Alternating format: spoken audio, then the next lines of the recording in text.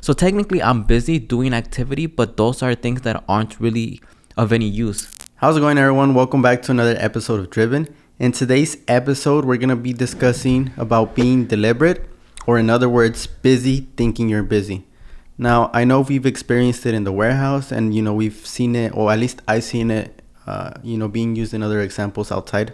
Yeah, and so the warehouse, we work like 8 hours a day, and within those 8 hours, I know that it's within those 8 hours, not that all that time is being used on things that are value, and I think it also stems from where the value comes from. Mm-hmm. So like I think one, you have to define where value comes from, because for example, like let's say I'm in production and I'm working the 8 hours, but half of the time I'm walking back and forth getting inventory. I'm walking around looking for where my scissor is at, Mm-hmm. where are my picks at, Mm-hmm. where are these. So technically I'm busy doing activity, but those are things that aren't really of any use. Mm-hmm. So it's not, you're not working on the product. So you're busy, but at the same time you're not busy, because Yep. I think where you're actually busy is when you're working on the things that are of value, whether to be to yourselves or to the customer. Mm-hmm. And where we see or where the value lies in our business is when we're working on the product, not when we're walking around, Mm-hmm. not when we're moving inventory, not all of these things. And I think same thing.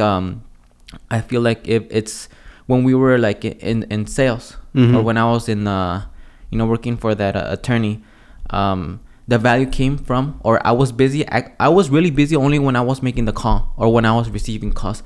I wasn't busy when I was, getting up, making copies, when I was, talking to the, what do you call it? The accounts manager, Yep. saying, technically I'm doing stuff, Yep. but I'm not really doing anything of value. Yep. So I think you have to define where the value comes from, and then making sure that you spend most of your time doing that, because you could spend time doing other things, but it's not really going to be of any value. And so Mm-hmm. you're going to be busy thinking you're busy. And so if we look at our whole day, we only spend a small portion of our time where, when we're actually busy, Mm-hmm. if that makes any sense. Makes sense. And so I don't know if you had any other example. Yeah. One example came to mind. I know when I used to do door to door. The first thing, once we got on the field, we used to do what they call canvassing. So we used to go to door and knock, right? And so like towards the beginning, I used to do that, but then as I got better, or as I got comfortable with people, because sometimes they put us together in pairs. Yeah. We would spend like the same time canvassing, but we would just joke around. We would just, if we see a store, we would go in there. We would get a snack or whatnot. And so and it goes back to yes, everyone there, they spend maybe the first hour trying to get appointments. Some people got them because that's all they went for. That's all they went for. And then the other people, they were just maybe joking around, or they weren't as serious, or they weren't just let me just talk to the person, not about the stuff we were offering, but let me talk about them, about life or whatever. So that's another example. And same thing with the computers. The people on the computers. Okay.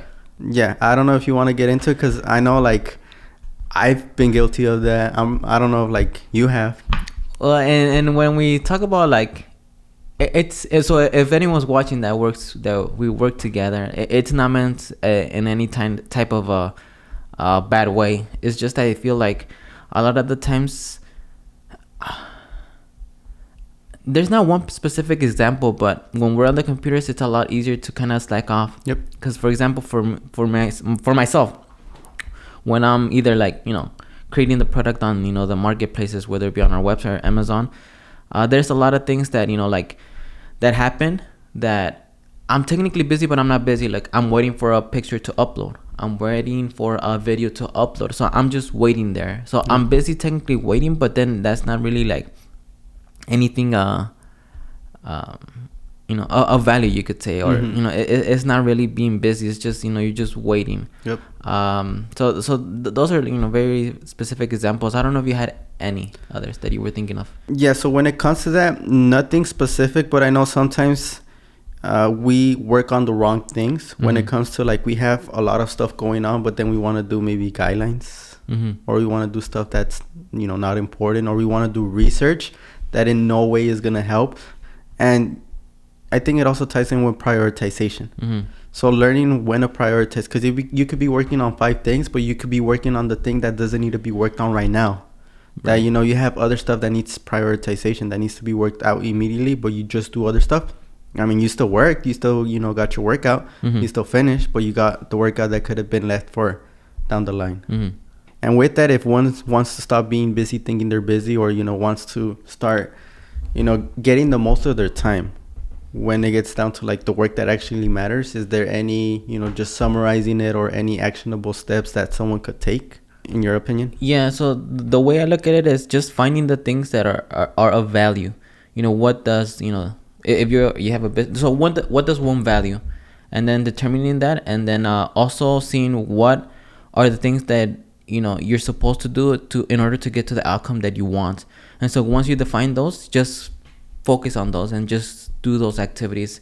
And I mean, that's, for me at least, that's the simplest way that I could think of, things that are valuable, or things are actions or activities that are of value, and that'll get you to the where you want, and then just doing and hyper focusing on those and not anything else.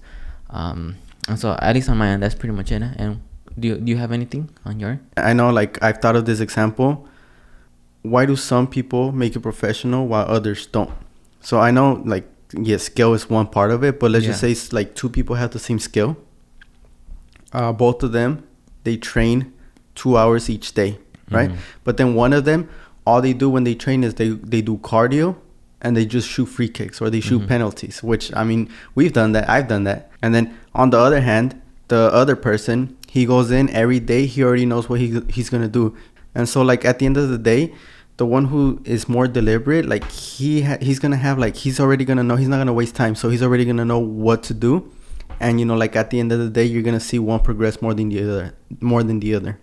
And so that's what I mean about busy thinking you're busy, or, yes, both of them, they spend 2 hours every day, but one was busy thinking he was busy, just shooting the ball, doing cardio, while the other was being more deliberate, actually getting more experience, actually getting better touch, getting better positioning, getting better IQ.